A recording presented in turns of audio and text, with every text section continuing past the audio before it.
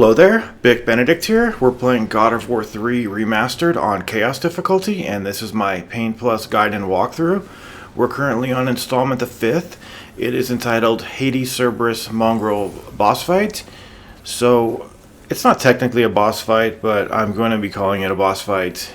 Welcome back to the walkthrough. This is the fight that directly precedes the Palace of Hades, and they're the doorkeepers for the palace. And the main thing that you need to know about this fight, if you want to get through with the most amount of ease and the least amount of BS, even though in this enemy's defense it has a very fair amount of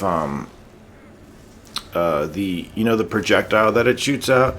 The projectile, it doesn't shoot it out too much, and I really applaud that, because this could have been another Zeus type of enemy where it just spams the projectile and it makes your fight on Pain Plus really difficult.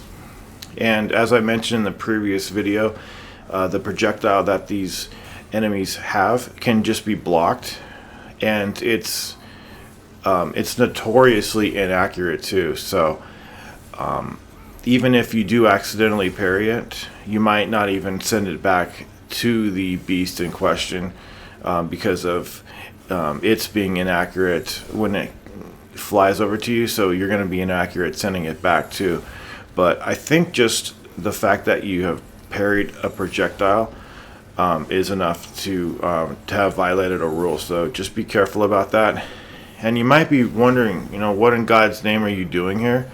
Well, if you stand at the very edges of the fighting area here, you will provoke taunts into which this enemy will get caught into loops that it has a very difficult time getting out of. And from there, it's a matter of sizing up which enemy you want to focus on while keeping the other one at bay, trying to keep them both into a loop and trying not to overextend yourself. Now, what I mean by that is you're going to have to sometimes leave the sanctity of the side of the arena like this to reach these enemies and extend your blades so that you make contact with these enemies. But if you quickly get back to the sides of the screen, they will hopefully get caught back into their loop.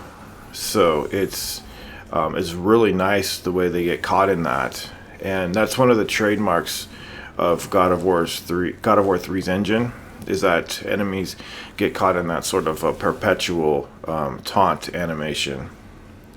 So it is in your best interest to take out one of them down to the final head, so that you can just focus on one of them and you won't have two to look out for. But if you can't reach one of them, just take whatever you can get, basically, because even if you have two of them, they're not that difficult to maintain, because they will get caught in that loop. Now, did you notice a moment ago one of them was off screen and he made a charge at me? Well, if that happens to you, when you have one of them on the screen taunting, and then the other one, even if he's in the middle of taunting, he gets pushed off the screen, he will make a run for you. So you need to be careful of that. And I think that just about covers all of their main attacks. They do have a grab, but you'll probably never see that. The only other thing they do, they have a lunge that they do that I'm pretty sure it cannot be blocked. It's a rare attack. It can't be blocked, but I'm pretty sure you can parry it.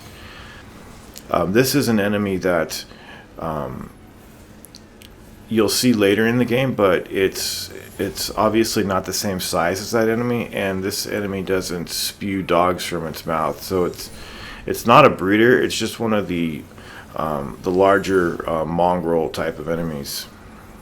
It's like an upgraded regular dog.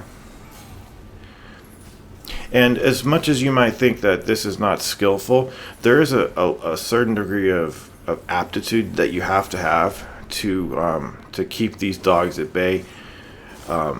Measure in your mind how far away you need to be from the dogs, and also when to keep your guard up and when to make your move.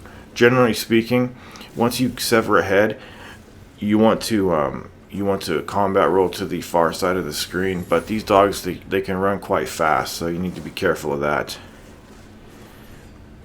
And they're the type of enemy that they can ram you with their head in such a way that the combat roll is often not the saving grace that it usually is.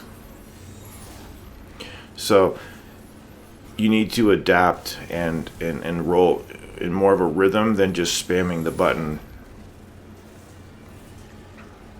The Claws of Hades work really well to evade attacks from this enemy, but of course we'll never see that. And the nice thing is that they don't become more aggressive with the loss of heads or with the loss of their compatriot.